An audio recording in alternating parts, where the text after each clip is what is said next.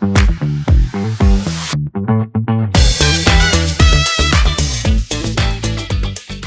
everyone, welcome to Walk the Talk with Bulbeer. Today I am with Ekta Parekh from Red Architects. Finally. Hi, Ekta. Yes, finally. Thank you for your time, Ekta. My pleasure. My absolute pleasure to be here. I'm so sorry it's taken this long to make it happen. Not at all. It's my pleasure. I think it was destiny. We were destined to pull it off. Absolutely. On a rainy day, we made it I know. happen. Can you tell us about your journey from working in small design studios to large scale corporate offices in Mumbai and New York? So the journey has been long. It has been adventurous and most of all, lots and lots of fun.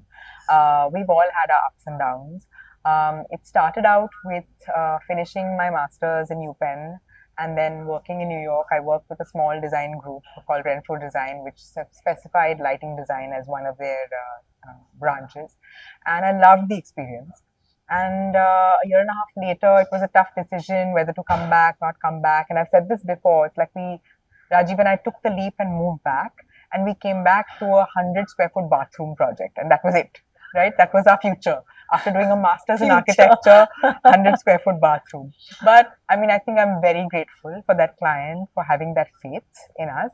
And then that was the beginning, and then one thing leads to another. It's just long hours, hard work, and you get to where Sacrifices. Lots of sacrifices. Lovely. What does a typical day look like for you at Red Architects? So I think the beauty of being at Red is there's no typical day, and I think that's what really gets us going. You can wake up one morning and be taking a flight to all over the place, or you could be on 100 sites at the same time, or giving an interview suddenly either morning or the evening. So the day I think is beautiful because it's not predictable. I mean, of course, the calendar is set the week before, but I think the nice thing is we don't do the same thing every day.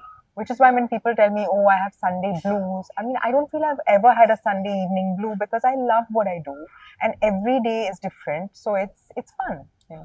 Exactly. Yeah.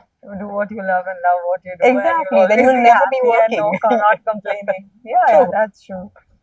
Which project are you most proud of and why? So this goes back a long way. We actually got an opportunity very early in our career to do a bunch of rural schools in Maharashtra. And why it sort of resonates really well with both Rajiv and me is because we got an opportunity when we were very, very young in our practice. It was probably our first year, 1.5 year into having our own practice. And we were really trusted with this opportunity of 5 rural schools. Amazing. The beauty was that I think we made a difference in their life, right? They used to study in these tin sheds in rural Maharashtra, which was hot. They didn't have electricity half the time, so it used to be very suffocating. Kids used to almost go, not go. We were basically just with the shape of the plan and where we positioned the building, able to get natural light, natural ventilation.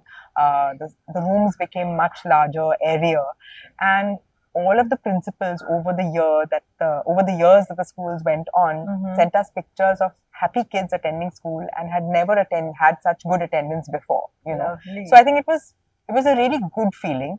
So I think that is probably one of our landmark projects. So super. Yeah. I think you must have been blessed over the years for all the students. Yes. I think we are where we are because of all these blessings. 100%. Absolutely. What is the most rewarding aspect of frequently lecturing at the Kamla Raheja Institute of Architecture and Environmental Studies? So I think the greatest thing, I studied there. I did my bachelor's there. Okay. And I think the nice thing is to be able to go back and give back to a certain extent. Just to make a small difference in a student's life, right? There were times, of course, when you would attend these reviews and which student has hardly worked and which student is now just using the gift of the gap to make it through. And the beauty is to be able to call it out and say, look, I know you've done this. I've been there. I've done it. But I see potential in this and I see potential in that. And I think just giving them that channel and that right energy is, I think that's something it feels really good to be able to give back to where you learned from. Yes. So for you, luxury means freedom of choice, customization and quality. How do you incorporate these elements into your projects? You've really done your research. I must say these questions are fab and very Thank you. specific to me. So I think it's true that luxury is the freedom of choice, and I think how we at Red interpret that is anytime we have a new project, whether it's a residence or an office or anything, it's always a person or a group of people that will be using that space. I think the bottom line of the idea is to understand the nature of that human, right? So if it's a home, how do you live? Everybody lives differently. Some people like to cook, some people like to entertain, some people like to party hard, some people like to live in solitude.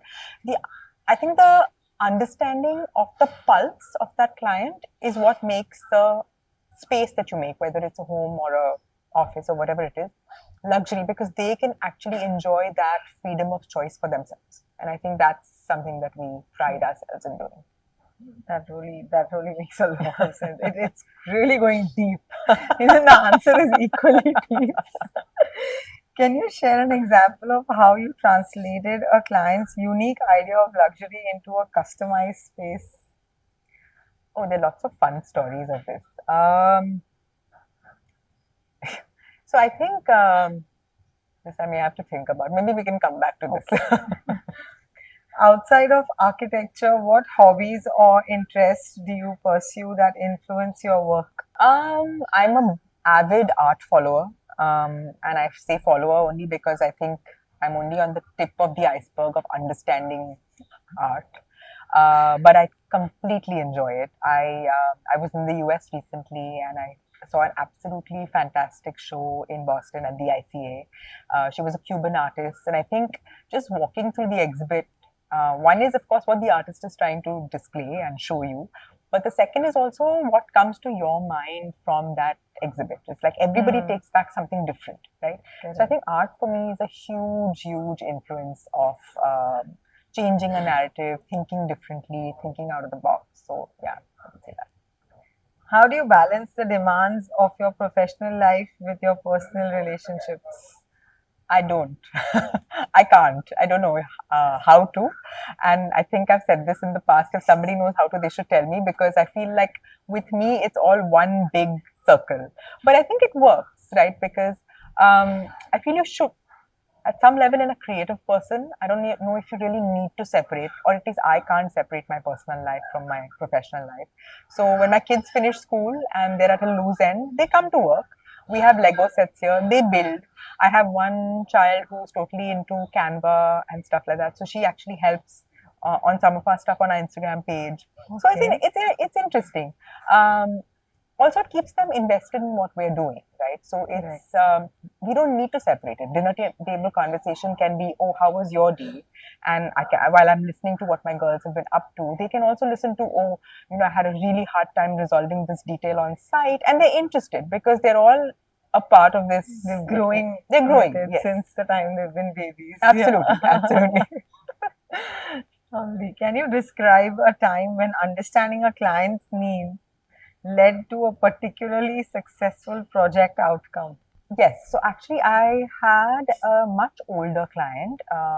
This is a while ago, maybe 5-7 years ago, and he had a really bad case of spondylitis. Okay. So he was in his 80s, but he loved watching movies, And every time he would talk about watching a movie, he would dismiss that idea, saying that, oh, but I don't want to do this here because I can't sit back on this chair, or I can't recline. And no matter which recliner or what sort of sofa device you recommended, he would say, my doctor's never going to allow this. So his only position to watch television was sleeping. So what we actually did was, in his room, we basically built out his home theater in his bedroom. We took the projector as a part of the side table. It came out on a drawer in automation. It came on, and the ceiling had no spotlights. Obviously had no fan, and it basically became a projection screen for him. So he used to lie down and watch TV, and I cannot tell you how happy he was, because he went back to his movie marathons, and I think it was just a successful outcome of he was happy because we addressed his needs, and it was a win-win. Awesome. So it was fun. It was a lot of fun. Another bag full of blessings. Yeah, yeah. For sure. I mean, you gave him what he actually thought he Wanted, would right? never get. And in your 80s to say that, now you're retired, your only passion is. Given up And he on. was really somebody who watched really alternative cinema. Like he would watch Spanish films and French films, festival films, and of course, regular films. But I think it really like brought him joy. So Yeah, of course. And that also in the last stage of life. exactly. The To not best have to thing that you compromise. could give him Yeah. was what he needed the most. True. And vice versa. All the happiness that came out from him were the blessings that have come. Absolutely. I mean, you guys, touch wood, I think have done a great job. Yeah. Your clients Thank are you. really happy. I mean, I can, from whatever I'm hearing from you, it's, I think, been a beautiful journey. It's been a till beautiful date. journey, and it's been such an evolving journey, Yeah, for constantly, sure. right? It's like where you think you would go, it's just about not saying no to all the doors that open, right? True. Lovely. How do you envision the future of architecture and design evolving in the next decade? I think we're already in that place in a twofold way. One is, of course, the power of collaboration. I think Yes. we're all working in a collaborative space. No more is it that one designer doesn't speak to another. We are working with so many interior designers where we build the shell, they do the interiors. We work with so many product designers who come and populate our space with interesting objects. So I think that power of collaboration is something that has already been there. And I think now the much feared AI, which I feel has its own merits. I feel it's about a changing time, right? I know that there is apprehension in the industry of what AI is doing in terms of simple things like just charting out a rendering from words. Can anybody do it?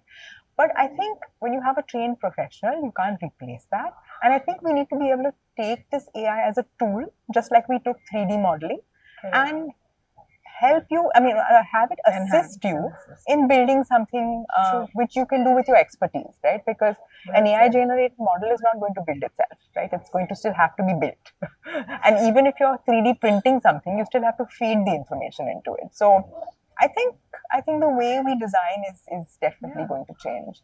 And I think we should welcome it. Yeah, it's a very warm welcome. I'm being really honest. I'm like, you're like all set and ready for it to because come in. why fight it? It's not like it's but- not going to happen. And it's right? only gonna, it's gonna make work probably a little more easy, right? Possibly. So then why not, welcome it with open arms. So Ekta, as Acetech celebrates its 18th anniversary and its remarkable impact on the Asian building industry, design, etc., what are your thoughts on their contribution? And we'd also love to hear your well wishes for Acetech on the momentous occasion.